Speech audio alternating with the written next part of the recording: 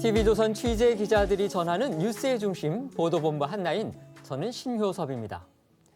지난 3일 구속된 유동규 전 성남도시개발공사 본부장의 영장 내용이 공개됐습니다.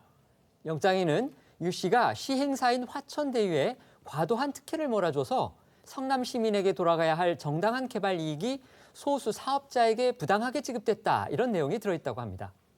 또 검찰은 이 과정에서 도시개발 사업의 공정성에 관한 일반 신뢰가 훼손됐다는 점도 적시한 것으로 전해졌습니다.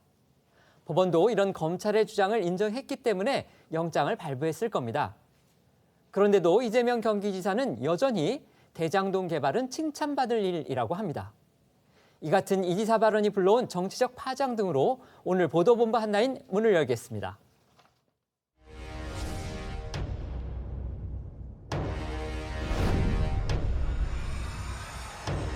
유동규 씨가 이렇게 연관되어 있으면 정치적 책임은 지겠다. 그건 맞으신 거죠? 너무 당연하죠. 예. 일선 직원이 그랬더라도 제 책임이죠.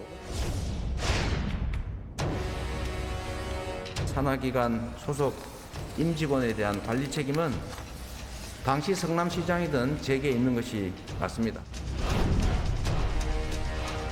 한 전 직원이 그 뇌물 받고 부정행위하면 대통령이 사퇴합니까? 이게 제가 사과할 일이 아니라 저는 칭찬받아야 될 일이라고 확신합니다. 대장동 개발 사업은 취득이 아니라 치부였습니다. 단군 이래 최대의 토금 비리자 희대의 대국민 사기극입니다. 국민의 힘은 더 이상 가짜뉴스로 국민을 호도하지 마십시오. 가십거리 대국민 서비스에 헛심 쓰지 마시고 민생을 살피시기 바랍니다.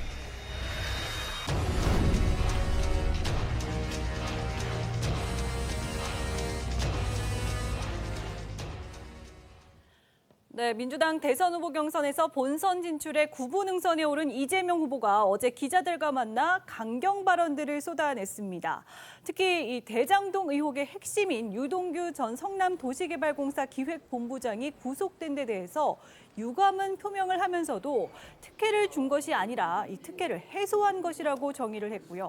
사과할 일이 아니라 칭찬받아야 할 일이라고도 했습니다. 아시는 대로 대장동 사업은 이재명 후보가 성남시장 시절 추진한 대표적 개발 사업으로 이 후보 스스로도 직접 설계했다고 했었죠. 그런 사업에서 민간업자가 8천억 원대의 천문학적 이익을 가져갔고 이 특혜 의혹의 핵심 인물이 뇌물과 배임 혐의로 구속이 됐는데 이 후보는 단순히 이 직원 관리의 책임만 지겠다는 취지로 대응을 한 겁니다. 관련 발언 들어보겠습니다. 대장동 개발 사업은 특혜를 준 것이 아니라 특혜를 해소한 겁니다. 안타까움은 공감하지만 이게 제가 사과할 일이 아니라 좀 칭찬받아야 될 일이라고 확신합니다. 휘하 직원의 개인적 일탈이나 이런 것에 대해서 사퇴를 하면 대한민국 모든 그 공직자 다 사퇴해야 됩니다. 한 전 직원이 그 뇌물 받고 부정행위하면 대통령이 사퇴합니까? 그건 좀 지나치다는 생각이 들고요. 제가 뭘 잘못했으면 당연히 책임을 져야죠. 관리 책임을 제가 도덕적으로 지겠다는 것이지 그거에 대해서 제가 무슨 내가 여기까지 하겠습니다. 저희가 과거에 박근혜 대통령 탄핵 때도 비슷했어요. 며칠 있다가 이제 갑자기 박근혜 대통령이 거기까지 끊고 이제 사과를 하겠다 이래가지고 대국민 사과 이건 표명을 하고 했었죠. 했는데 그 뒤에 이제 고구마 줄기처럼 줄줄이 나왔죠. 저는 이재명 지사가 이번 한 번에 꼭 그 유감 표명이나 사과 그칠 리 상황도 아니다. 저는 이렇게 봅니다. 봐라, 니네가 날 아무리 두들겨도 난 지지율 오르지 않느냐 이런 정치적인 해명을 하려고 하는 것 같은데 이건 또 이제 MB식 해명입니다. 민주당이 13년 동안 특검과 그리고 수사를 줄기차게 요구해가지고 사실상 이명박 대통령 감옥에 보내지 않았습니까? 네. 유동규라는 행동 대장이 혼자 저지른 개인 비리라는 가짜 프레임은 더 이상 통할 수 없습니다. 유동규의 업무상 배임 혐의가 드러나면 이재명 후보는 그 공동 책임을 면할 길이 없습니다. 정치 경제 공동체가 아니라는 변명을 한다면 지나가는 소도 웃을 것입니다. 이 후보는 어제 서울 지역 공약 발표 기자간담회를 시작하기 전에 구속된 유동규 전 본부장과 관련해 발언을 자청하고 30분 넘게 해명을 이어갔습니다. 자신이 지휘하던 직원이 자신이 소관하고 있는 사무에 대해 불미스러운 일에 연루된 점은 매우 안타깝게 생각한다면서도 유동규 전 본부장은 자신의 측근이 아니라고 거듭 강조하기도 했습니다. 당초에는 유동규는 실무 임원이었고 이 설계는 내가 했다고 했었는데 유동규 전 본부장이 구속이 되자 이제는 자신은 관련이 없다는 취지로 강경 대응을 한 겁니다. 시간 순으로 좀 더 자세히 들어보겠습니다. 사실 이 설계는 제가 한 겁니다. 유동규 사장이 이제 실무자로 당시에 도시주택공사 이 담당 임원이었죠. 이렇게 설계해라. 나중에 혹시 또 먹튀할 수가 있으니까. 늘 이재명 후보는 본인은 뭐든지 하실 수 있을 것처럼 말씀하시다가 뭐가 안 되면 남의 탓을 합니다. 네. 이재명스럽지 않아요. 협조하라고 하죠. 협조하라고 하는데 뭐 제 말을 들을지 모르겠습니다만 자꾸 측근 하시는데요. 그분이 유동규 본부장이 측근이 아니라고 말씀하고 계시는데 이런 중요한 사업에 어떻게 측근이 아니라고 임명할 수 있냐는 지적이 나오고 이래서 어떻게 생각하세요? 저는 측근의 개념이 뭔지 저는 정해 주시면 제가 그 부합하는지 한번 알아보겠습니다. 측근이 뭐예요? 기준이. 즉 이재명 후보의 주장은 사업 전반부에 공공이익 환수제를 도입해서 5,500여 원의 환수를 한 것은 이 후보 자신이 설계한 것은 맞지만 이후에 사업자 내부 투자 지분이 어떤지 개발 이익을 어디에다 쓸지는 공공이 관여할 수 없었다는 것이고요. 이런 맥락에서 이 후보는 성남시가 5,500여 원의 개발 이익을 환수한 것은 사과할 일이 아니라 칭찬받을 일이라는 주장을 이어나간 겁니다. 그러니까 이 후보는 설계 단계를 전반부하고 후반부로 나눠서 전반부에서는 자기가 설계한 건데 5,500억 환수했으니까 잘 된 거고 후반부는 민간 개발업자들이 이익을 많이 가져간 건데 그건 잘못된 건데 그건 내 책임이 아니다. 이렇게 지금 설명을 한 겁니다. 네, 맞습니다. 그 때문에 이 노벨이 화약 발명 설계를 했다고 해서 알카에다의 9.11 테러를 설계한 것이 될 수는 없다. 이런 논리를 펼치기도 했습니다. 하지만 야권에선 이 측근도 아닌 일개 직원에게 자신의 최대 치적 사업을 맡겼다는 얘기냐면서 이 유동규 전 본부장의 혐의는 일개 직원의 일탈이나 단순 비리가 아니라고 주장하고 있습니다. 성남도시개발공사에는 1,800억 원만 우선 배분을 하고 나머지 대부분의 개발 이익을 화천대유로 몰아주도록 설계한 것은 명백한 배임이다. 이런 취지입니다. 이 후보의 주장과 국민의힘에서 나온 반론 비교해서 들어보시죠. 노벨이 9.11 테러를 설계했다. 이런 황당한 소리가 국민의힘에서 나오고 있습니다. 노벨이 화약 발명 설계를 했다고 해서 알카에다의 9.11 테러를 설계한 것이 될 수는 없습니다. 도둑이 경비원 보고 왜 도둑을 완벽하게 못 막았느냐라고 비난하는 것은 바로 적반하장에 해당이 됩니다. 제가 봤을 땐 이재명 지사의 논리가 굉장히 비약이고 성급해 보인다. 다이너마이트는요. 노벨이 만들어가지고 평상시엔 터널을 뚫는데 긍정적으로 사용될 요소라도 있는 거지. 이거는 이 방식 그 자체는 불량식품 그 자체입니다. 그렇기 때문에 어디 긍정적인 해석을 할 여지가 없는 것이고 만든 사람, 이 방식을 설계하고 만든 사람 자체가 문제입니다. 우선 제가 제주도지사를 해봤고 그러니까 제 눈에는 환히 다 보입니다. 그리고 어디가 맥점이고 어디가 급소인지 그 전체 그림이 뭐고 어떻게 거짓말하고 있는지 그리고 저 거짓말이 앞으로 어떻게 또 바뀌어 나갈지가 환히 보이고 지금 보니까 그 틀 안에서 이재명 지사가 다 움직이네요. 이재명 시장이 스스로 얘기했어요. 보도블록 100만 원 예산도 자기 사인 없이는 성남시에서는 진행될 수 없다고. 그런데 8천억짜리 수익은 이재명 지사가 몰랐거나 속았다고요? 이거는 매우 특이한 주장인 거고요. 이재명 후보가 어제 관리 책임만 인정을 하면서 대장동 개발은 그래도 칭찬받을 일이다. 이렇게 주장을 했습니다. 어떻게 되셨습니까? 관리 책임은 분명히 있겠죠. 핵심 부하 직원이 이런 엄청난 일을 저질렀고 또 그분을 발탁하는데 그 인사 과정에서도 시의회에서도 여러 가지 문제점이 있지 않습니까? 그렇지만 관리 책임만 지고 넘어갈 수는 없는 상황인 것 같습니다. 어제 그러니까 배임하고 뇌물 혐의로 구속이 됐는데 이 배임 혐의라는 것이 당시에 초과이익 환수 장치를 마련하지 않아서 성남시가 가져갈 수익을 줄이고 민간 사업자에게 지나치게 많은 수익을 줬다는 건데 그렇게 되면 본인이 설계자라고 하고 그런 방안을 승인한 성남시장에게도 분명히 책임이 있지 않겠습니까?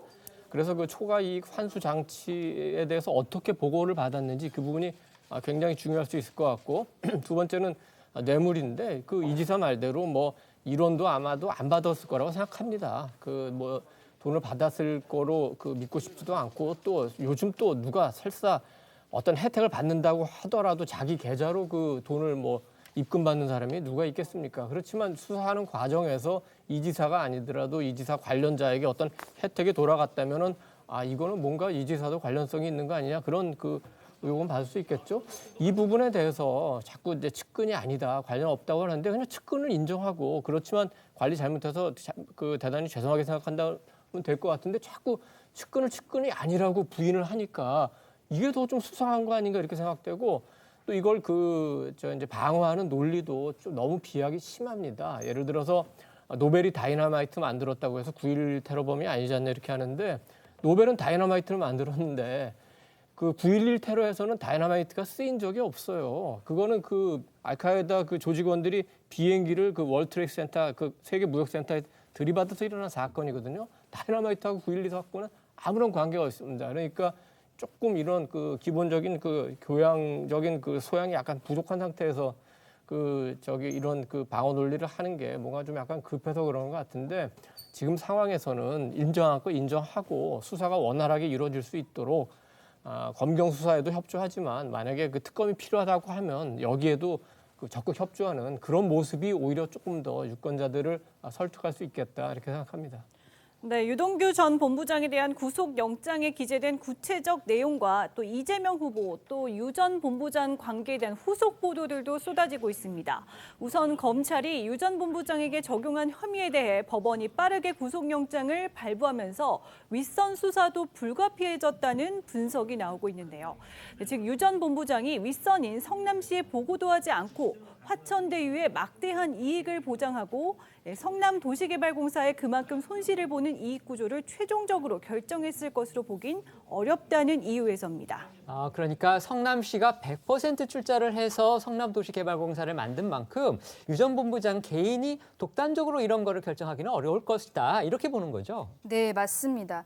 언론들의 보도를 종합해 보겠습니다. 검찰은 유동규 전 본부장의 구속영장에 민간 사업자와 결탁해서 이 사업자 선정에 특혜를 두는 대가로 이 막대한 이득을 취하고 이 성남도시개발공사 등에 수천억 원의 손해를 입혔다. 이렇게 적시한 것으로 전해졌습니다.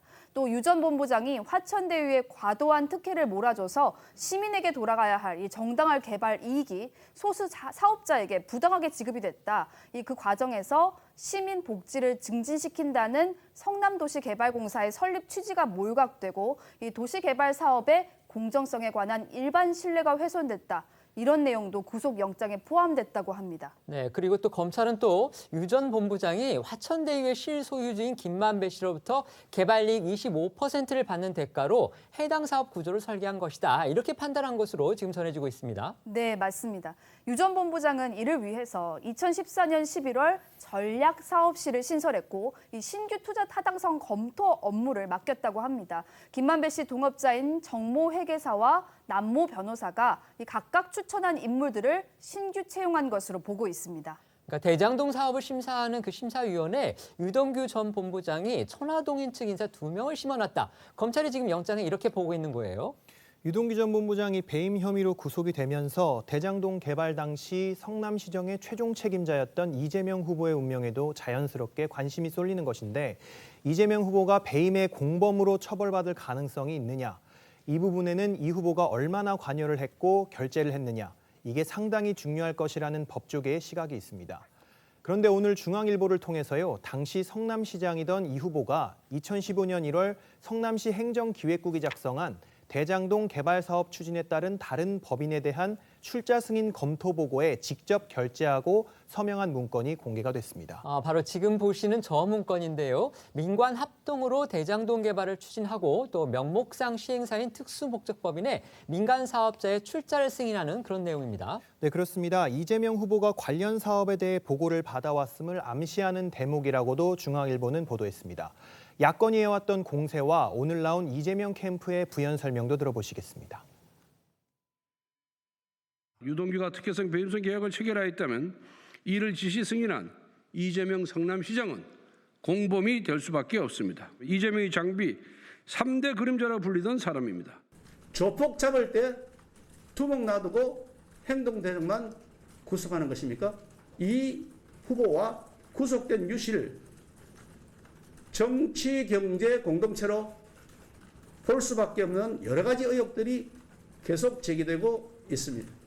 유동규 씨가 유 후보의 측근이 아니라면 분신이라도 된다는 것인지 묻고 싶습니다. 제도적인 한계 속에서도 공공으로 이익을 환수하기 위해서 노력을 했다.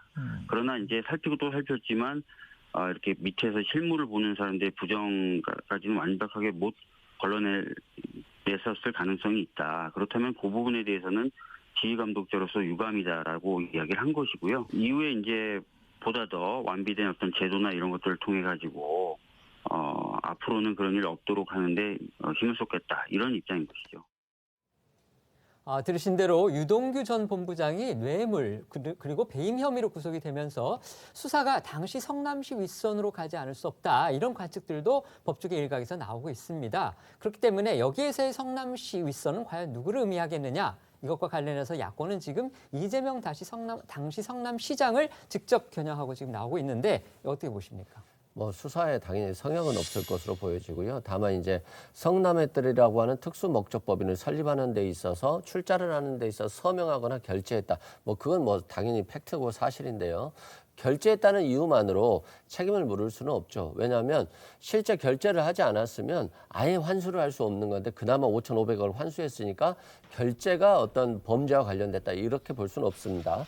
다만 이제 유동규 본부장이 어떤 돈을 받은 걸 상납을 했다거나 또는 어떤 불법적인 것에 개입됐다거나 또는 부정한 청탁을 받고 수익 분배 구조를 화천대유에 유리하게 했다고 한다면 이건 뭐 당연히 책임이 있고 여기에 대해서 이재명 지사가 승인하거나 묵인했다고 한다면 당연히 책임이 있을 것으로 보여집니다. 그럼에도 불구하고 현재 유동규 씨의 진술이라든가 또는 돈이 흘러갔다라고 하는 증거라든가 이런 건 전혀 없고 실제 녹취록에도 정 회계사가 제출한 녹취록에도 전혀 아마 그런 이재명 지사와 관련된 건 전혀 없다고 그래요. 그런 측면에서 아직까지는 전혀 뭐 증거가 없다. 따라서 수사가 그쪽까지 확대될 가능성은 별로 없어 보입니다. 다만 이 사건 애초에는 민간이 다 가지고 가려고 하는 것을 이재명 지사가 공영개발로 절반 이상을 환수해 온 것이기 때문에 초기에는 화천대유와 굉장히 어떤 대립 구조가 됐을 수 있다. 그런 측면에서 저는 유동규 씨가 사후적으로 이 돈과 관련해서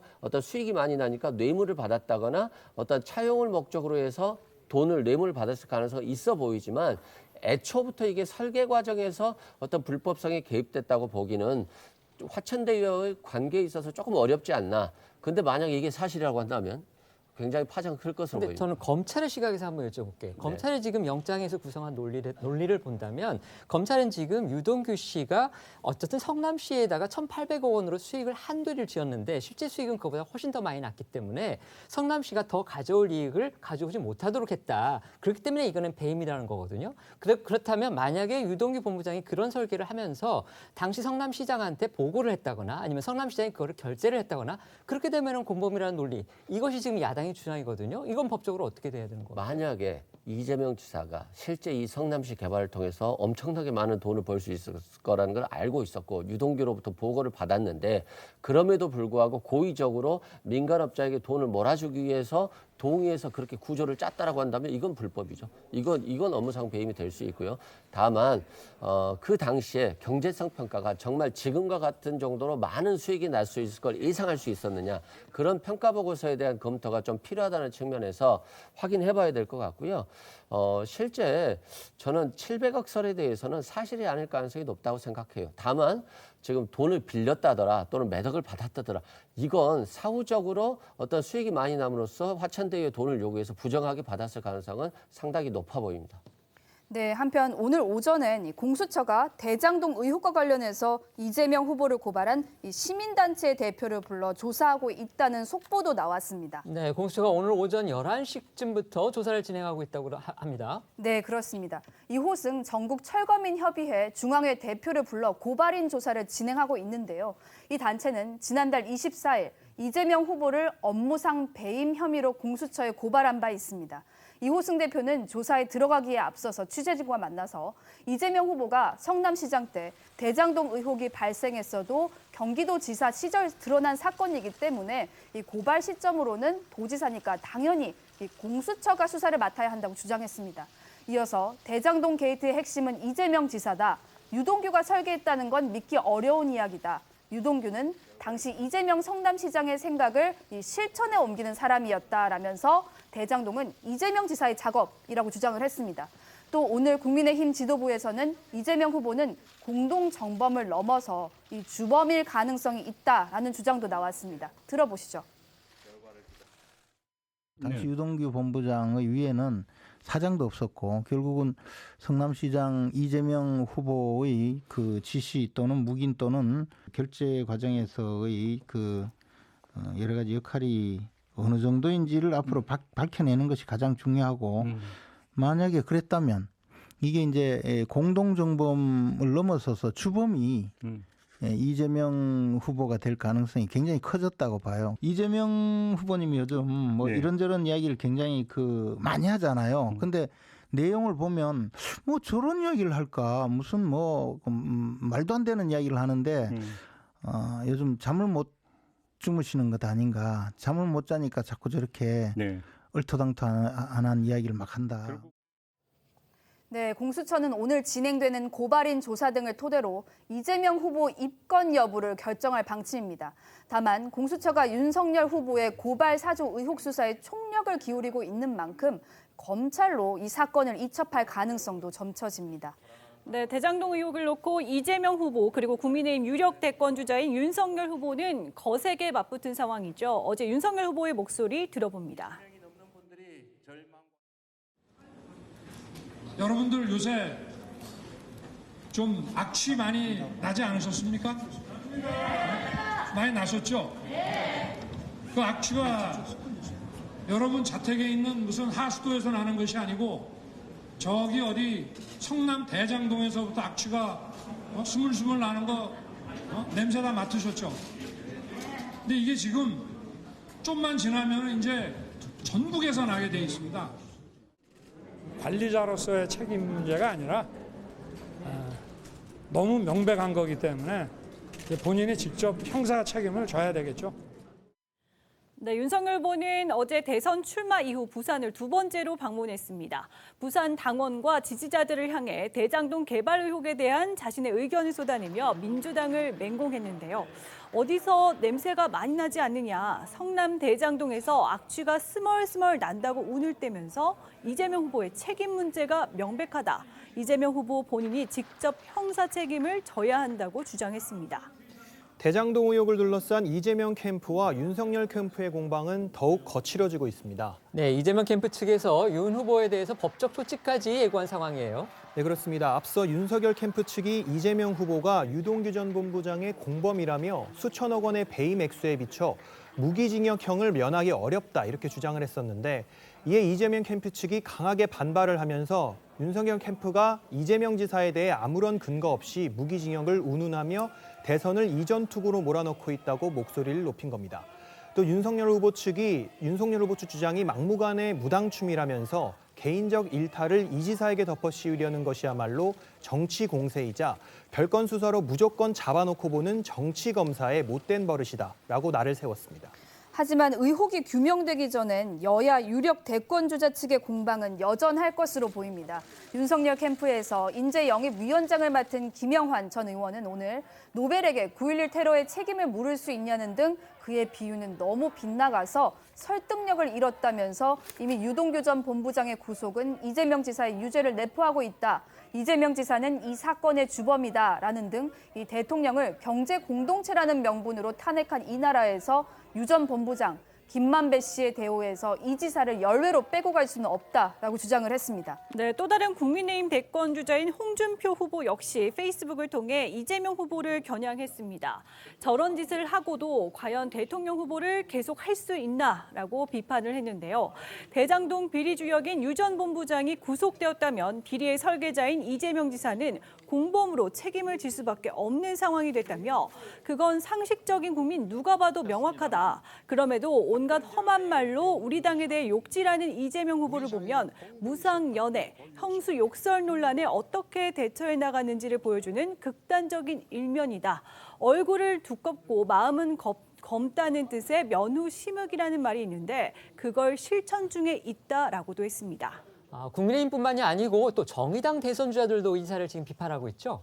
그렇습니다. 이정미 후보는 대장동 게이트, 이재명 경기지사의 진솔한 고백과 특검 수사가 필요하다는 글을 올리면서 이재명 후보는 한 전 직원이 잘못하면 대통령이 사퇴하냐며 교묘하게 말꼬리를 흘리고 있지만 유동규 전 본부장을 측근이 아니라고 한다면 대체 누가 측근이냐며 이 후보가 이 사업의 설계 과정에 얼마나 개입했고 얼마나 파악하고 있었는지 진솔하게 고백해야 한다. 알았다면 공범이고 몰랐다면 무능이라고 주장했습니다. 심상정 후보 역시 대장동 사업을 모범적인 공익환수 사업이라고 고집하는 것은 국민을 우롱하는 것이라며 이재명 후보를 향해 대장동 사업의 기획자이며 최종 관리자로서 정치적, 도의적 책임을 져야 한다고 비판했습니다. 그러니까 야권 대권 주자들이 지금 당을 떠나서 거의 한뜻으로 이재명 후보한테 진실을 촉구하고 있는 상황입니다. 네, 그렇습니다. 유동규 전 본부장 측근서를 부인한 이재명 후보를 향해 맹공을 하고 있는 사람이 또 있습니다. 바로 진중권 전 교수입니다. 네, 그렇습니다. 진 전 교수의 페이스북을 들어가 보니까 어제 하루에만도 10여 개 이상의 관련 글을 쓰거나 또 공유했더라고요. 네, 맞습니다. 진중권 전 교수는 페이스북을 통해 유동규는 성남시장 선거, 경기도지사 선거를 도운 이 측근 중에 측근, 이 지지선언 해준 덕에 고작 이 건설사 운전기사 경력 2개월 가지고 무려 차관급인 이 경기도 관광공사 사장의 자리에까지 오른 인물이다. 이게 이재명의 권력 없이 가능한 일이겠느냐라면서 반문을 했습니다. 이재명 후보가 유 전 본부장의 의혹을 몰랐다고 한데 자신이 설계했다더니 이제 와서 나는 몰랐다. 말이 되는 소리를 해야 한다. 이걸 몰랐을 경우 자신이 바보였다고 고백하는 것밖에 안 된다라고 일침을 했습니다. 네, 끝으로 이재명 후보가 관리 책임만 인정하고 사퇴에 대해 선을 그은데도 유동규가 그저 2, 3만 직원 중 한 명이냐면서 앞으로도 몇 달 동안 이 소리를 계속 들어야 한다. 그냥 내가 잘못했고 앞으로 잘하겠다고 하고 넘어가면 안 되냐면서 이 불쾌한 심경을 드러냈습니다. 진 전 교수의 목소리도 들어보겠습니다. 지금 와가지고는 설계는 자신이 했다라더니 이제는 내가 설계한 게 아니라 뭐 유동규가 했다라고 한다면 그 지적은 결국 누구 거냐면 유동규 거잖아요. 그러니까 남의 지적을 가로챈 셈이 된 거거든요. 그러다 보니까 지적은 가로채고 책임은 그쪽한테 밀리는 이렇게 돼버린 거고 사실 측근이 아니다라고 하는데 그 말을 믿어줄 사람은 없죠. 흔히 말하면 유비가 지금 장비를 모른다라고 하는 격이거든요. 이분이 항상 이재명 지사의 장비라고 얘기됐던 분인데. 예. 이재명 후보가 어제 해명도 하고 또 본인 나름의 유감 표명도 하기는 했는데 오히려 야권의 화살은 지금 더욱 매서워지고 있는 그런 형국입니다. 특히 같은 진보 진영인 정의당 층의 공세가 지금 눈길을 끌고 있는데요. 이 지사로서는 좀 이 부분이 아플까요? 어떻습니까? 뼈아픈 부분이죠. 굉장히 국민들께 송구스러운 일이고 관리 책임을 피할 수는 없다고 생각됩니다. 당연히 유동규 본부장은 이재명 지사가 관리해야 될 부분이기 때문에 안타까운 부분이지만 다만 이제 이재명 지사가 초기부터 이 사업은 특수부 수사가 될 것이 뻔하기 때문에 정말 조심하고 조심하라고 했음에도 불구하고 이런 일이 발생한 것에 대해서 좀 아쉽고요. 실제 이제 이재명 지사의 변명은 그렇습니다. 성남의 위례신도시 사업을 MB 정부하고 LH개발과 싸워가지고 이 사업권을 가져왔는데 실제 초기에 개발할 때 800억 정도의 수익을 난다고 해서 50%의 지분을 받기로 했습니다. 근데 사업을 해보니까 300억밖에 수익이 안 난 거예요. 400억 벌 줄 알았더니 150억밖에 안 벌었다. 왜 그러냐 원인 분석을 해봤더니 실제 이 5대5로 수익을 나눠놨더니 사업 비용을 부풀려가지고 실제 회수 금액이 더 줄더라. 그래서 이제 성남시 대장동 개발 때는 50% 지분을 투자했지만 우선적으로 확보할 수 있는 수익이 얼마인가 이것에 초점을 뒀다는 거예요. 그래서 그때 당시만 해도 5,500억 정도 수익이면 굉장히 많은 걸 한 70% 정도 가져오는 거였는데 실질적으로 까보니까 부동산 시장이 개발돼서 수익이 올라가다 보니까 60%밖에 못 받아왔다. 이런 부분에 있어서는 자신이 좀 억울한 측면이 있다. 자신은 하나도 못 가져올 걸 민간에서 공공개발로 같이 합작해서 가져왔는데 이런 부분이 좀 안타깝다. 이런 부분이라는 측면을 좀 이해해 볼 필요가 있겠습니다. 네, 이렇게 대장동 의혹의 파장이 정치권에서 날로 커지는 가운데 천화동인 5호 소유주인 정모 회계사가 검찰에 제출한 이 녹취록에 대한 파장도 갈수록 커지고 있습니다. 그렇습니다. 녹취 파일의 진위를 둘러싼 다양한 해석이 있기는 합니다. 하지만 검찰 수사가 진행될수록 자료의 파괴력은 더 강해질 수밖에 없을 것으로 보여요. 네, 맞습니다. 이 해당 녹취록엔 화천대유 측이 대장동 사업 수익 중 수백억을 유동규 전 기획본부장에게 배분하는 방안 등이 포함된 것으로 전해졌는데요. 검찰은 정 씨가 제출한 녹취록 19개 가운데 13번째 녹취록을 주목하고 있습니다. 조선일보의 보도입니다. 13번째 녹취록으로 불리는 이 녹취록은 작년 10월 경기 수원의 한 노래방에서 녹음된 것으로 전해집니다. 이 자리에는 유동규 전 본부장을 비롯해 화천대유 대주주 김만배 씨와 정모 회계사가 동석했다고 합니다. 당시 유동규 전 본부장은 경기관광공사 사장으로 재직 중이었는데 유 전 본부장이 이들에게 사람 없는 곳에서 보자며 노래방에서 만나자고 제안을 했고 정모 회계사가 녹취를 시작했다고 합니다. 녹취록엔 유 전 본부장이 이들에게 자신의 지분을 나눠달라는 취지의 요구를 한 내용이 담긴 것으로 전해지는데요. 유 씨가 별도의 회사를 만들고 김 씨 등이 그 회사 지분을 비싸게 사들이는 방식으로 유 씨에게 대장동 개발 수익금을 전달하는 방식 등의 이야기가 오갔다는 겁니다. 또 이 자리에서 참석자들 간에 폭행이 있었다는 보도도 있었어요. 네, 그렇습니다. 유동규 전 본부장이 정모 회계사의 뺨을 때리는 등 일부 이 화천대유 주주들과 갈등을 겪은 사실도 알려졌는데요. 다만 유동규 전 본부장 측 변호인은 술 기운에 이 정모 회계사의 뺨을 때린 거는 맞지만 사건과는 무관하다고 했습니다.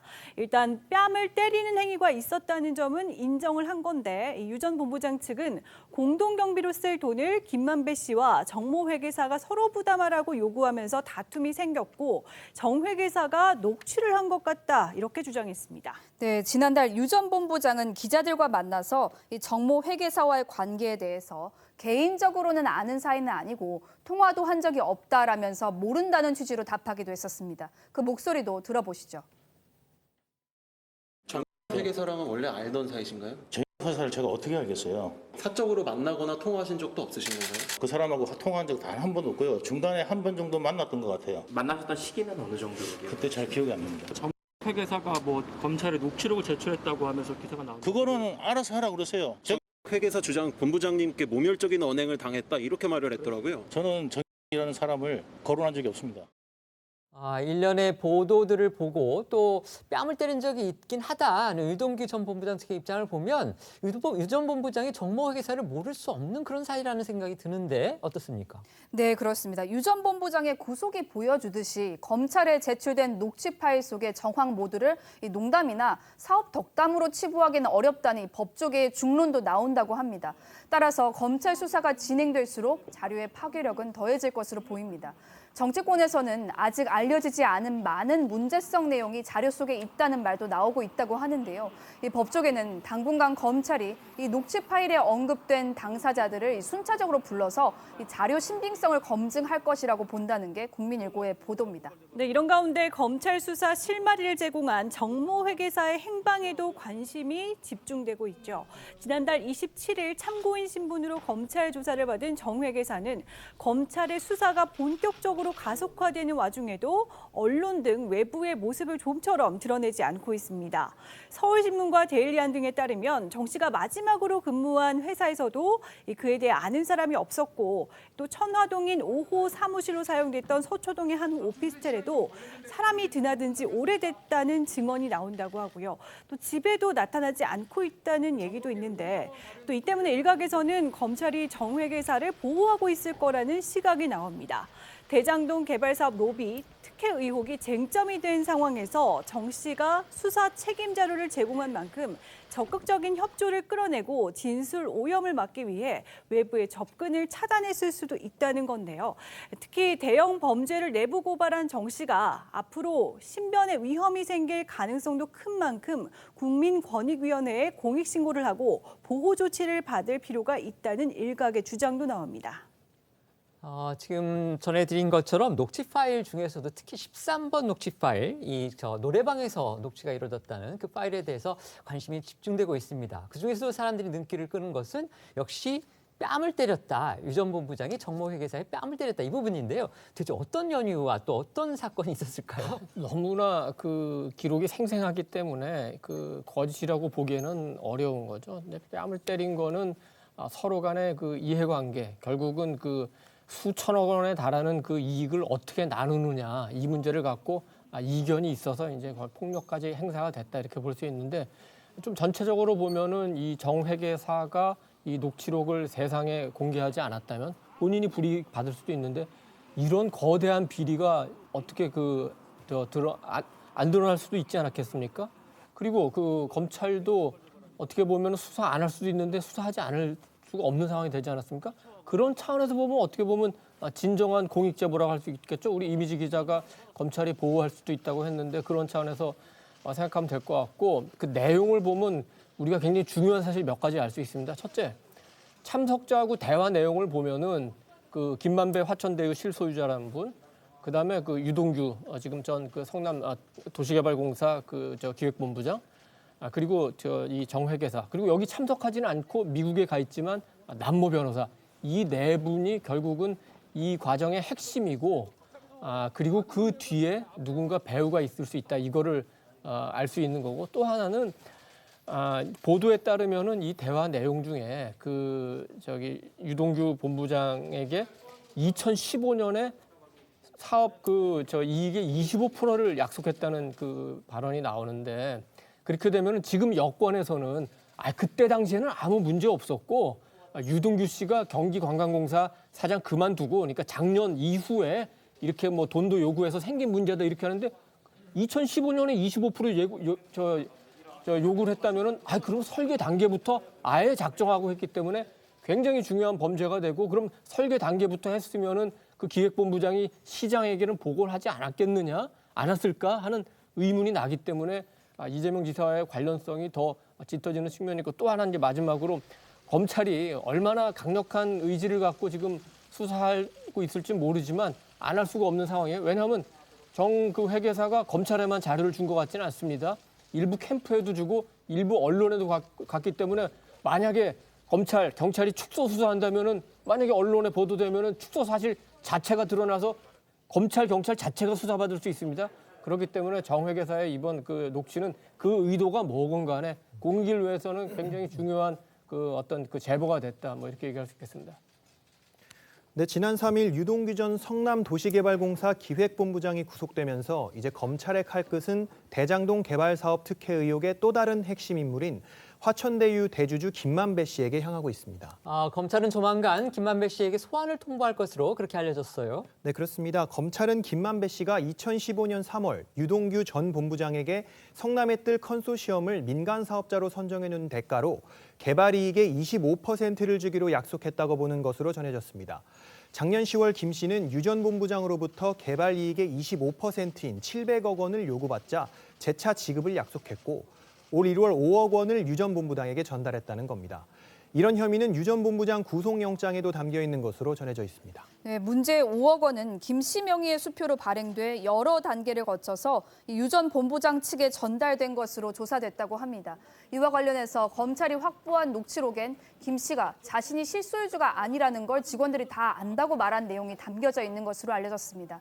또 녹취록엔 대화 참여자 중 한 명이 이 법조인과 정치권 인사 등 로비 대상과 액수를 언급했는데 그 규모가 350억 원에 이르는 것으로 전해졌습니다. 검찰은 그 실체를 밝히기 위해 우선 김 씨가 화천대유에서 빌린 이 473억 원의 행방을 규명할 예정입니다. 그중 용처가 소명되지 않은 돈은 83억 원에 이르는 것으로 알려졌습니다. 네, 그런데 이 김만배 씨는요, 평소 유동규 전 본부장에 대해 무식하다, 또 개슈타포 같다라며 반감을 보인 것으로 알려졌습니다. 다른 무엇보다도 개슈타포라면 과거 나치 정권의 비밀 경찰을 말하는 걸 텐데 두 사람 사이가 그렇게 좋지 않았던 것으로 보일 수도 있겠네요. 네, 그렇게 보이죠. 김 씨는 지난달 대장동 의혹이 불거지기 전에 조선일보와의 통화에서 유 씨와 그렇게 친한 관계는 아니다, 좀 예의가 없다, 이렇게 말했다고 하고요. 또 당시 김 씨는 성남도시개발공사는 3억 정도를 내고 현찰로 1,822억 원을 가져간 나쁜 사람들이라고도 했다고 합니다. 이 때문에 일각에선 김 씨가 대놓고 유 씨가 화천대유의 돈을 받아갔단 말을 할 수는 없지만 자신의 이익금을 뜯어간 유 씨에 대해서 좋지 않은 감정을 숨기지 못한 것 아니냐, 이런 해석이 나오고 있습니다. 김 씨와 마찬가지로 유 전 본부장도 서로를 향해서 선을 긋고 있는데요. 관련 발언 모아봤습니다. 감적한 유동규 본부장과는 연락이 조금 닿으시나요? 아니, 저는 뭐 저한테 그런 부분 물어보지 마시고, 제가 뭐 그분하고 관련된 분도 아니고. 그분하고 개인적으로 어떤 인연이 없으신 거라고 이해하면 될까요? 예. 변호사나 뭐 김만배 씨 다 뭐 전혀 모르시는? 김만배는 기자로 알고 있었습니다. 성남에서 기자로 왔다 갔다 많이 하시고 그래서 중앙지 기자가 왜 이렇게 자주 나오시나 이런 생각은 했었습니다. 대장동 의혹의 중심에 서 있는 화천대유의 관계사죠. 천화동인 1호가 법인 명의로 62억 원짜리 판교 타운하우스를 사들인 사실도 확인됐습니다. 지금 보고 계시는 저곳이 판교의 베버리힐스로 불리는 타운하우스인데요. 단독주택 34채 가운데 지하 1층, 지상 2층을 합쳐 약 131평 정도 되는 62억 원짜리 한 채를 2019년 10월에 천화동인 1호가 사들인 겁니다.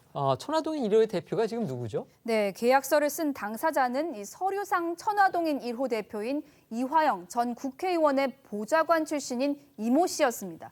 계약금 6억 2천만 원을 포함해서 잔금 전액을 담보대출 없이 수표 49억 6천만 원과 현금 12억 4천만 원으로 지불한 것으로 파악이 됐습니다. 대표인 이모 씨 개인이 아니라 천화동인 1호 명의로 매입해 임직원이 살았거나 별장 또는 비밀 아지트 등으로 사용했을 가능성도 있습니다.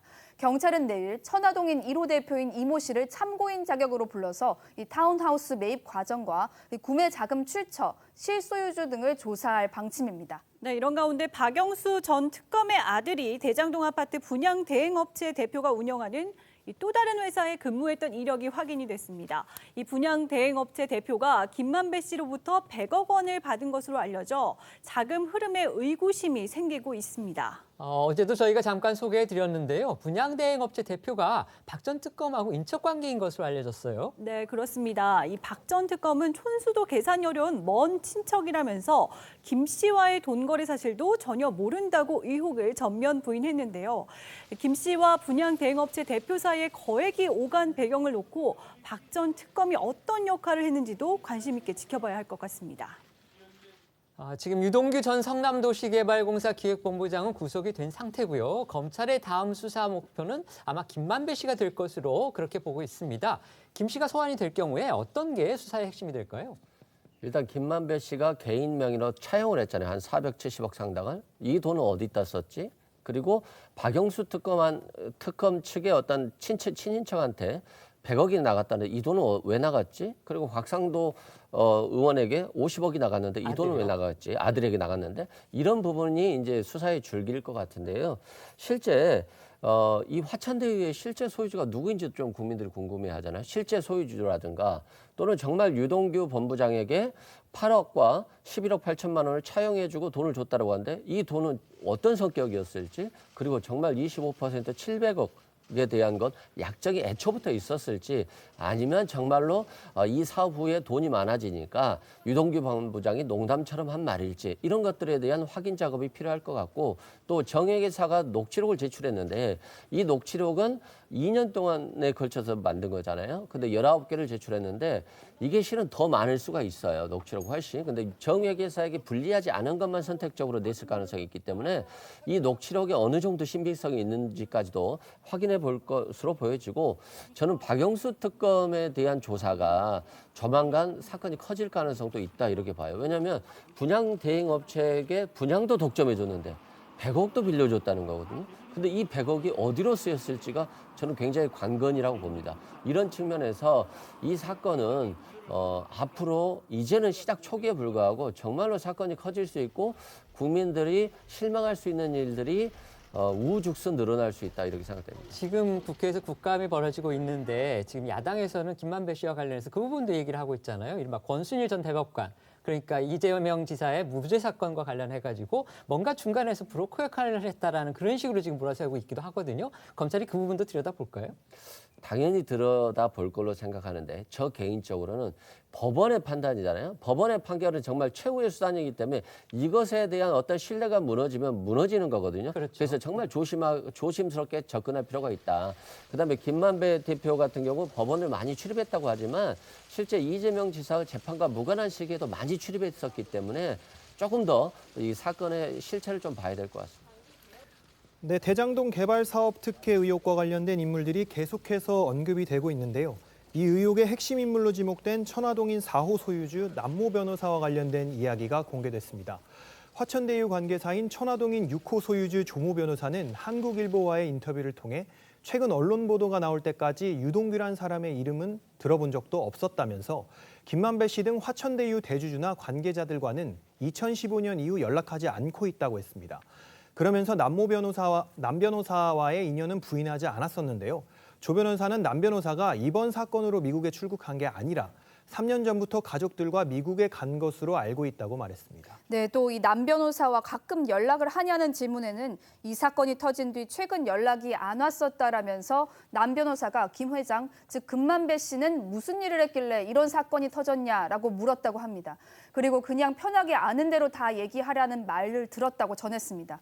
최근 남 변호사와 통화를 했다는 측근의 제보도 있었습니다. A씨는 YTN과의 인터뷰에서 당시 남 변호사가 김만배 씨를 만배 형이라고 지칭하면서 만배 형이 무슨 짓을 했는지 모르겠다라면서 도대체 왜 저랬을까라는 말을 남겼다고 전했습니다. 호칭을 들어보니까 굉장히 가까운 사이라는 그런 부분이 느껴지는데 김만배 씨가 뭔 짓을 한지 모르겠다. 이 부분이 또 눈길을 끕니다. 뭔가 김만배 씨한테 책임을 돌리려는 듯한 그런 느낌도 주고요. 네, 그러면서 남 변호사는 이번 사건으로 시끄러울 수밖에 없을 거라며 잘못하고 잘못하지 않고의 문제가 아니라 뭐가 어디로 튈지 모르는 상황이라고 언급한 사실도 공개했습니다.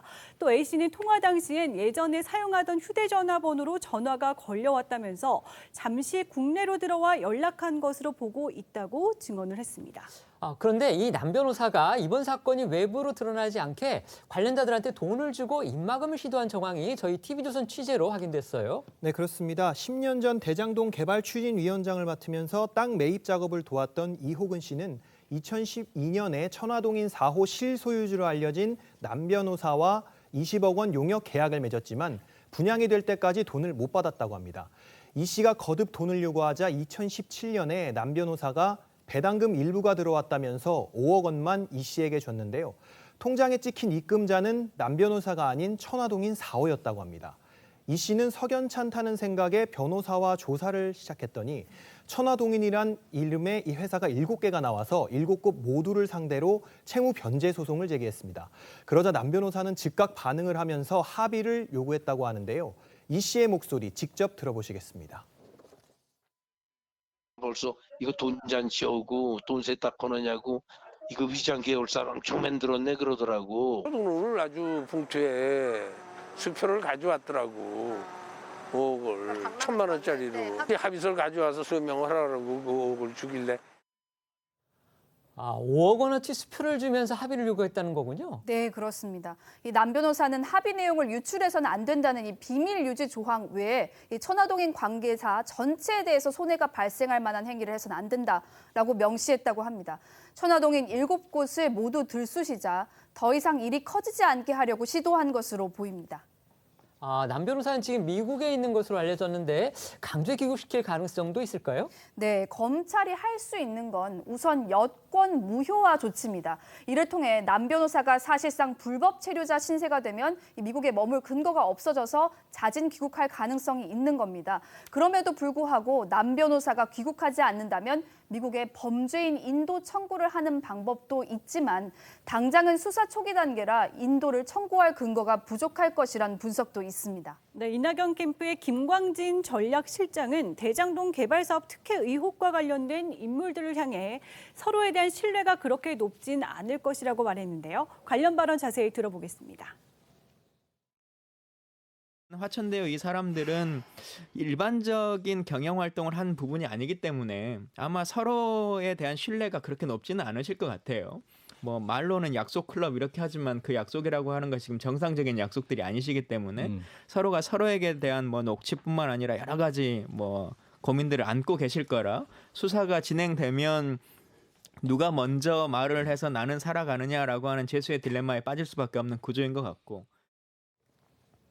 지금 미국에 머물고 있는 것으로 알려진 남모 변호사도 이번 사건의 굉장히 핵심 인물로 그렇게 알려져 있는데 지금 미국에 있기 때문에 과연 어떻게 귀국을 시키느냐 그것에 따라서 또 수사의 어떤 진척이 이루어지느냐 안 되느냐 그런 부분이 갈릴 것 같거든요. 어떻게 생각하십니까? 남 변호사는 초기에 이 사업을 설계한 사람이라고 볼 수도 있고 천화동인 4호 실소유주 1,000만 원 투자해서 1,200억 번 분입니다.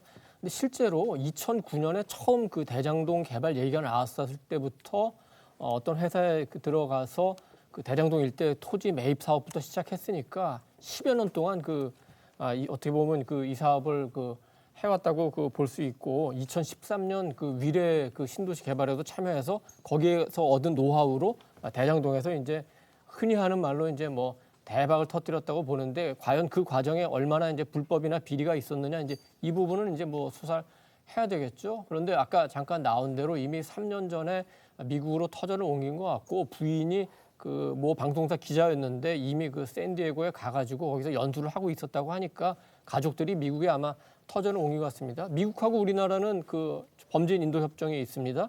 그리고 동맹국이기 때문에 굉장히 우리 전국의 중요한 사건이라면 좀 빨리 조치를 해달라고 요구할 수 있습니다. 세월호 때 굉장히 1, 2년 정도 걸린 기억이 있죠. 실소유주들이 국내까지 들어오는데 그래서 이 남변호사에 대한 수사를 어떻게 하느냐를 보면은 과연 검찰이나 경찰이나 이 사법당국이 수사의 의지가 있느냐 없느냐 그걸 우리가 판단할 수 있을 것 같습니다. 한편 곽상도 의원 아들이 화천대유로부터 받은 퇴직금 50억 원을 둘러싼 뇌물 의혹 수사가 본격화된 가운데 곽 의원이 대장동 개발 사업 특혜 의혹에 연루됐는지가 향후 수사의 쟁점이 될 것으로 보이는데요. 이런 가운데 곽 의원 아들이 거액의 퇴직금에 대해 해명하면서 업무 성과 중 하나로 내세웠던 문화재 문제와 관련해 편법을 사용했다는 정황이 나온 보도가 나왔습니다. 어떤 편법을 말하는 건가요? 네, 서울신문이 입수한 보고서입니다. 이 중앙문화재연구원의 2017 성남 판교 대장지구 도시개발사업부지 면적 변경 및 원형 보전 녹지 확정에 따른 조사단 보고서에 따른 겁니다. 2017년 진행된 문화재 시굴 표본조사 범위는 당초 16만 6,359제곱미터에서 이 13만 9,608제곱미터로 2만 6,751제곱미터, 그러니까 약 8,100평이 감소했다는 겁니다. 이는 2009년 대장동 일대 문화재 지표조사에서 확인된 유물 3포지 7곳의 일부 구역이 2017년 7월 원형 보전 녹지로 지정됐기 때문이라고 합니다. 원형 보전 녹지는 법에 따라서 환경 보전을 목적으로 하는 곳이어서요. 개발은 물론이고 문화재 발굴 작업조차 할 수 없는 땅을 말하는 거죠. 네, 맞습니다. 이 도시공원법에 따르면요. 대장지구 규모의 개발 시 이 부지 면적의 9% 이상을 도시공원 또는 이 녹지로 확보를 해야 하는데요. 즉 원형 보전 녹지가 조사 범위에서 제외된다는 점을 노리고 시행사 성남회들이 성남시의 협조 아래 공원과 이 자연 녹지 대신 원형 보전 녹지를 확정해 문화재가 나올 만한 지역을 중심으로 면적을 줄이는 편법을 쓴 것으로 추정이 되는 겁니다. 그런데 당시에 이 문제를 담당했던 사람이 바로 곽상도 의원의 아들이라는 거예요? 네, 그렇습니다. 곽상도 의원의 아들은 2015년 화천대유에 1호 사원으로 입사를 해 지난 3월 퇴사를 했고 그러니까 50억 원의 퇴직금을 수령한 사실이 알려지면서 논란을 빚기도 했었죠. 곽 씨는 지난달 26일 입장문에서 사업지 내 문화재가 발견돼 공사 지연이 예상되는 상황에서 발견 구간과 미발견 구간을 다른 사업 구간으로 분리시켜버리는 등 공사 지연 사유를 제거했다고 밝힌 바 있지만 문화재 전문가들은 곽 씨 혼자서는 할 수 없는 일이라고 입을 모았었습니다. 곽 의원 아들이 뭔가 편법을 써서 대장지구 개발 사업에서 뭔가 공을 세웠다. 이런 보도가 나왔습니다. 어떻게 보셨습니까? 대장동 지역이 역사적으로 보면은 이 지역이 신라하고 백제가 패권을 많이 다투던 지역이라서 유적이 굉장히 많다고 합니다. 그래서 지금 대장동 북쪽에 판교 개발할 때도 굉장히 유적이 많이 나와가지고 개발이 좀 늦어진 게 있는데 이상하게 대장동에서는 왜 이렇게 유물이 적게 나올까 했더니 그 부분을 원형 녹지로 아예 묶어버리니까 그렇게 되면은 개발도 안 되지만 문화재 발굴도 안 되니까 그냥 넘어간 거 아니냐. 그걸 어떻게 곽 의원 아들이 했겠냐. 곽 의원이 마침 그때 국회 문화체육관광위원회 소속이었고 네, 저희가 그 부분을 조금 이따 또 다뤄보려고 합니다. 네, 저 자료도 요청을 했다고 하니까 그럼 역할이 있었나 우선적으로 이제 볼 수 있지만 그거 말고도 이 사업이 시작된 게 2015년 그렇다면 이제 박근혜 정권인데 민정수석 얘기를 하는데 곽상도 의원은 2013년 3월부터 8월까지 5개월밖에 민정수석을 하지 않았습니다. 그렇지만 2015년에는 법률구조공단 이사장이니까 어쨌든 박 정권에서 나름대로의 영향력은 있었고 김만배, 곽상도 두 분이 이제 성균관대학 동문인데 법조계에 성대 출신이 아주 많지는 않으니까 여러 가지 또 법률적인 도움을 주지 않았겠느냐 이제 이런 의혹을 하는 거고 그래서 아들한테 간 50억은 아들이 아니라 곽 의원한테 간 거 아니냐 이런 혐의를 받고 있는 거죠. 네, 검찰의 칼끝도 곽상도 의원을 겨냥한 모양새입니다. 지난 1일 검찰이 곽상도 의원 아들의 집을 압수수색하면서 제시한 영장엔 곽상도 의원이 뇌물수수 혐의의 피의자로 담긴 걸로 파악됐다고 합니다. 앞서 아들의 거액 퇴직금 논란이 터지면서 시민단체 등이 곽상도 의원을 뇌물수수 혐의로 이미 고발해 놓은 상태입니다. 네, 그렇습니다. 앞서 곽 의원은 대장동 개발 사업과 관련된 의혹을 모두 부인한 바 있었습니다. 목소리 듣고 오시죠. 제가 지금까지 국회의원으로 활동하면서 여러 가지 드렸던 말씀들은 다 믿어주셨습니다만 이번 사안과 관련해서는 어떤 말씀을 드려도 오해만 더 크게 불러일으킬 뿐 불신이 거두어지지 않아서 국회의원으로 더 활동하기 어려워 의원직을 사퇴하고자 합니다. 더불어 제 아들이 받은 성과 퇴직금의 성격도 제가 대장동 개발 사업이나 화천 대유에 관여된 것이 있는지도 수사를 통해 밝혀질 것입니다. 신속하고 철저한 수사를 요청합니다. 네, 검찰은 곽상도 의원 아들의 휴대전화 등 분석을 마치는 대로 관련자 소환 조사를 이어가며 거액의 퇴직금이 책정된 경위와 또 곽상도 의원의 개입 여부 등을 확인할 예정이라고 합니다. 정치권에서도 문화재 문제 해결 과정에서 곽 의원이 연루됐을 가능성을 제기하고 있습니다. 공교롭게도 2017년 당시 곽상도 의원은 문화재청 소관인 국회 교육문화체육관광위원회 위원이었습니다. 이에 민주당 전용기 의원은 2017년 대장동 개발부지 발굴 작업 당시 국회 문화재청 소관 상임위원이었던 곽상도 의원이 문화재청에 문화재 자료를 요구하는 방법으로 대장동 사업에 관여했다라는 의혹을 제기했습니다. 결국 그러니까 여당은 곽상도 의원이 국회 문화체육위원으로서의 권한을 이용해서 아들이 화천대유에서 맡았던 문화재 시굴 대상적을 줄이는 일에 개입했다. 이렇게 지금 의혹을 제기하는 겁니다. 어떻게 보십니까? 그러니까 곽상도 의원은 문화체육위원이고 여기에 대해서 도시 이제 대장동 개발과 관련해서 문화재가 나왔기 때문에 이 대상을 축소시켜서 사업을 지연을 막았다. 그래서 50억을 받았다. 이렇게 이제 수사가 초점으로 가고 있는 것처럼 보이지만 실제 본인이 곽상도 의원의 아들이 본인이 문화재 일을 열심히 했다. 그래서 이 돈을 받았다라고 하고 있기 때문에 실은 이건 본인이 지금 뇌물로 수사받고 있는데 뇌물의 어떤 수사 정보를 주지는 않았을 걸로 보여져요. 이건 큰 의미 없는 얘기인 것 같고요. 실제 민영 개발을 공영 개발로 바꾸는 데 있어서 이재명 지사가 바꾸려고 하니까 이걸 저지하는 데 있어서 또는 김만배 측과 남 변호사 간의 어떤 초기에는 대립 구조가 있었거든요. 여기서 자신의 기득권을 뺏기지 않기 위해서 어떤 권력이 필요했던 것이 아닌가라고 하는 점과 또 키넨 파트너스에서 35억을 착용했는데 이 차용행 과정에서 어떤 역할을 하지 않았었는지 이런 것들 등 다양한 관점에서 바라볼 필요가 있다고 생각됩니다. 네. 지금부터는 야권 소식 전해드리겠습니다.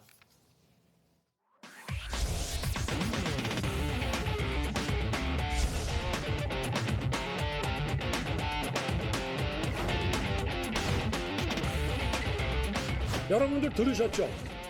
위장 당원들이 엄청 가입을 했다는 것을. 우리 당 해체하라고 하더니 그렇다고 저 팰 수도 없고.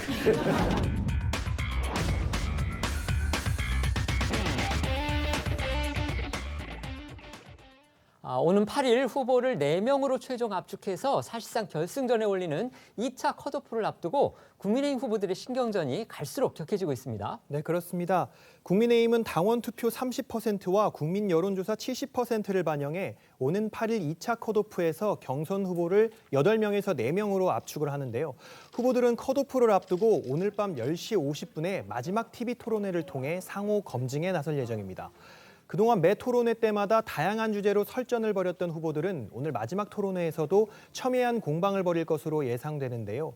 특히 윤석열 후보의 왕자 논란이 화두에 오를 것으로 보입니다. 2차 컷오프 시한이 다가오면서 이 후보들의 자리 다툼도 치열해지고 있습니다. 각종 여론조사에 따르면 국민의힘 경선이 2강 윤석열, 홍준표, 1중 유승민 구도로 뚜렷해지는 가운데 이 중 초미의 관심사는 4위를 누가 차지하느냐겠죠. 이 치열한 경쟁을 펼치는 5명의 후보들이 4강행 티켓을 잡기 위해서 어떤 히든카드를 꺼내들지 시선이 쏠리고 있습니다. 또 그에 못지않게 선두주자들의 경쟁도 갈수록 치열해지고 있습니다. 네, 그렇습니다. 선두를 달리고 있는 윤석열 후보와 홍준표 후보는 이 보수 텃밭으로 불리는 영남을 찾아서 당심 잡기 경쟁에 돌입했습니다. 나란히 영남 지역을 훑은 윤석열, 홍준표 후보는 당심 구애와 함께 라이벌을 향한 공세를 빼놓지를 않았습니다.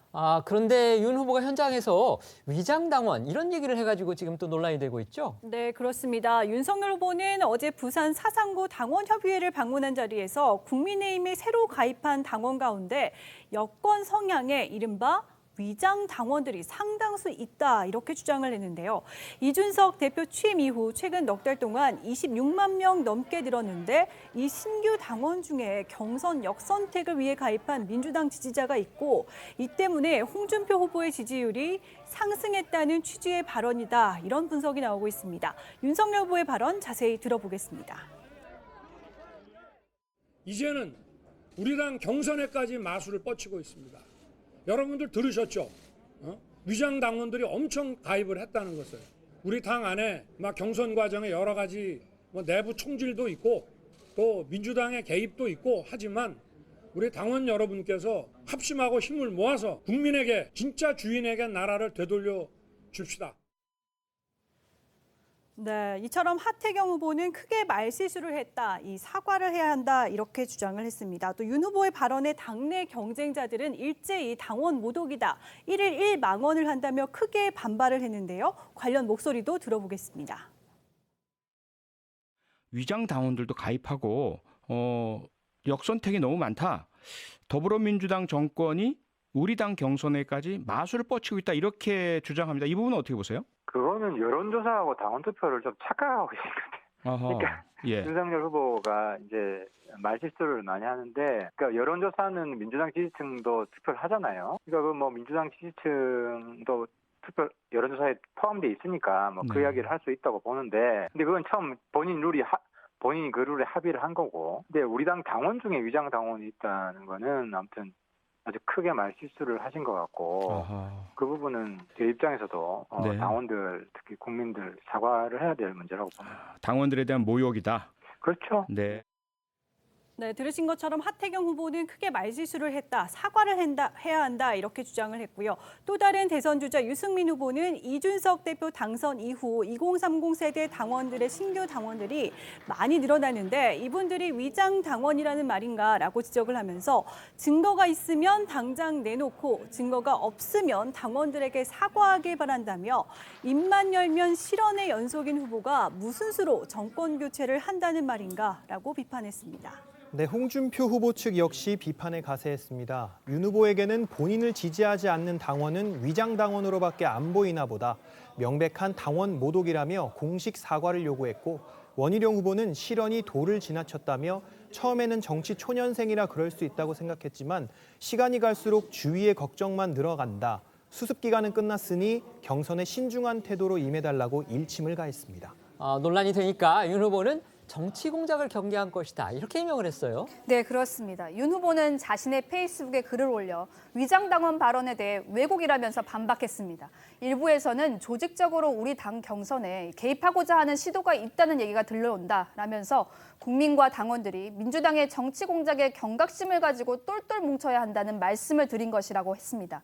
그럼에도 불구하고 어떻게든 제 발언의 의도를 왜곡하면서 공격해서 이 반사익을 누리려는 분들이 있어 유감이라고 했는데, 이는 자신의 발언을 문제 삼은 당내 경쟁자들을 에둘러 비판한 것으로 읽힙니다. 네, 이런 상황에서 또 시선을 끄는 게 하나 있죠. 손바닥에 임금 왕자를 새겨 논란을 빚었던 윤 후보가 어제 부산을 방문했을 땐 한자를 지운 상태로 등장을 했습니다. 윤 후보는 깨끗한 손바닥을 들어 보이면서 지지자들과 인사를 나누는 모습이 포착됐습니다. 앞서 윤 후보 측 대변인이 손 소독제를 바르거나 닦으면 웬만한 건 지워지지 않나라는 질문에 손가락 위주로 씻는다라고 답을 했는데, 이에 대해 홍준표 후보는 코로나 때문에 하루에 10번이라도 손을 깨끗이 씻어야 한다, 손가락만 씻는다는 거짓말을 하면 안 된다면서 자기가 잘못했으면 잘못했다고 양해를 구해야지 그걸 거짓말하고 있다며 목소리를 높였습니다. 유승민 후보 측은 주술에 취한 건지 낮술에 취한 건지 무속에 의지하는 후보에 대한 국민적 불안을 거짓말과 말장난으로 대하는 윤석열 캠프는 제정신이 아니다고 꼬집기도 했습니다. 윤석열 후보가 이딴 논란에 휩싸인 가운데 윤 후보와 치열한 선두 경쟁을 하는 홍준표 후보 역시 난데없는 막말 논란이 불거졌는데요. 발언 직접 들어보시겠습니다.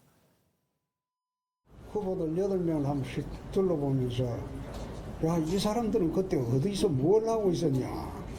근데 그 사람들 중에 일부가 저를 막 물어뜯고 공격하는 거 보고 참 속이 뒤집히는 게 저는 그때 우리 당 쪼개고 나와가지고 우리 당 해체하라고 하던 아니냐. 같은 후보가 됐으니까 할 수 없이 하기는 합니다만 토론이라는 게 하면 기분이 좀 좋아야 되거든. 기분이 좋아야지 막 머릿속이 착 돌아가면서 생각도 많이 나고 이러는데 아니 그런 어처구니 없는 짓을 딱 당하면 그다음부터 머릿속에 꽉 막혀요. 속이 답답해지고 그렇다고 저 팰 수도 없고.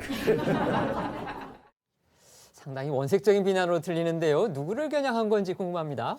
네, 홍준표 후보의 발언이 누구를 향한 건지 궁금하실 텐데요. 홍 후보의 말에 공개적으로 반발한 사람이 있었습니다. 다름 아닌 하태경 후보인데요. 하 후보는 홍 후보의 발언이 담긴 영상을 페이스북에 공유하고 홍 후보의 발언을 지적했습니다. 좀 나아진 줄 알았더니 막말 본색은 여전하다. 어떻게 같은 당 경쟁 후보에게 막말을 할 수 있냐며 자유한국당 시절 선거 참패 있고 막말병 도졌나. 막말로 당을 참패에 늪에 빠뜨렸던 사람이 반성은커녕 또다시 막말로 정권 교체의 기회까지 날리려 하니 참 답답하다고 했습니다. 네, 또 하 후보는 조국 일가 과도한 수사와 같은 잘못된 발언과 검수완박, 알맹이 없는 모병제 등 공약을 지적했다고 비판을 할 수도 없다니 그렇게 싸움을 잘하느냐라고 되묻기도 했습니다. 지난달 토론에서 조국 전 법무장관과 관련된 이 수사를 두고 설전해버렸던 두 사람의 모습, 혹시 못 보신 분들을 위해 준비했습니다. 영상 보시죠. 제가 놀란 게 조국 교수랑 요즘 썸 타고 계시더라고요. 그분들 좋아하는 이야기를 이렇게 대놓고 한 것에 되게 놀랐습니다. 조국 수사가 잘못됐습니까? 나는 잘못된 게 아니라 과잉 수사했다는 거예요. 전 가족을 도려가는 수사는 없어요. 아니 개인이 잘못했으면 개인이 책임을 져야죠. 그게 자유민주주의예요. 헌법적 원칙 아닙니까? 내가 조국의 편을 드는 게 홍준표 의원도 아니고 검사한 적이 그러니까 과잉 수사가 뭡니까? 과잉 수사. 내가 영장 친 게 과잉 수사라고 그랬잖아요. 많이 보세요. 아니 이런 식으로 아니 그래서 아니 저는 막말 없어진 줄 알았는데 동료 후보한테 못된 짓을 하고 못되게 한다. 아니 그거 막말 도지신 겁니다. 막말 도진 게 아니고 우리 저 윤석열 아이고 그 정도 역량으로 참. 윤 후보님은 네, 보신 것처럼 홍 후보와 하 후보는 토론회에서 충돌을 빚었는데 이 두 후보 간의 앙금이 깔끔하게 마무리되지 못한 느낌입니다. 이런 상황에서 하태경 후보는 홍 후보가 하 후보의 낙선 운동을 하고 있다라고 주장하기도 했습니다. 부산에서도 경남에서도 하태경을 꼭 떨어뜨려 달라라고 노골적으로 주문을 했다면서 관련 영상을 첨부했습니다. 그러면서 홍 후보가 하 후보에게 원색적인 비난을 한 것에 대해 가장 큰 이유는 평소 조국을 열심히 비판하신 홍 후보님을 제가 조국 수홍으로 몰아붙였다는 것이라면서 당의 어르신답게 채통 좀 지키시고 대범한 정치로 모범을 보여주시라라고 말했습니다. 이와 관련해서 하 후보의 목소리 직접 들어보시죠. 저한테는 TV 토론 할 때마다 좀 살살 봐달라고 사정을 하면서 저 안 보이는 뒤에서는 뒤에서는 떨어뜨려 달라고. 그래서 좀 이분이 너무 좀 그 옛날에 품격도 없고 또 페어 플레이도 아니고 제가 좀 놀라고 또 실망도 많이 하고 왜 그렇게 정치하는지 모르겠습니다. 좀 막말 좀 없어졌다고 본인이 이야기하길래 야 이제 좀 좋아지셨구나 싶었는데 다시 좀 멘탈이 나가신 것 같아요. 전해됐다시피 지금 국민의힘의 1위 주자가 모두 입 그리고 말 때문에 곤욕을 치르고 있는 상황입니다. 이거 어떻게 봐야 될까요? 그러니까 지금 이제 위장당원이 새롭게 논란이 되는데 위장당원 있습니다. 그 김재원 국민의힘 의원이 민주당에 그 등록해가지고 추미애 후보 실제로 찍었어요. 있죠. 그렇지만 그게 그 영향을 미치고 있나요? 지금 민주당 그 경선에 소수 아주 극소수라고 볼 수 있죠.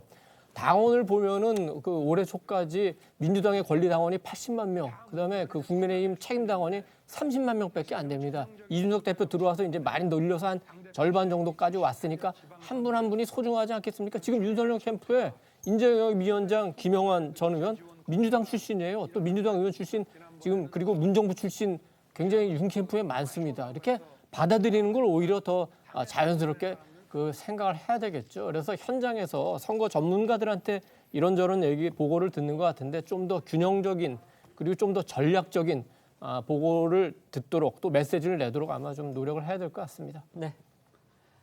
저희는 1분 뒤에 다시 돌아오겠습니다. 오늘 준비한 소식은 여기까지입니다. 저희는 내일 오후 1시에 더 핫한 소식으로 찾아뵙겠습니다. 시청해주셔서 고맙습니다.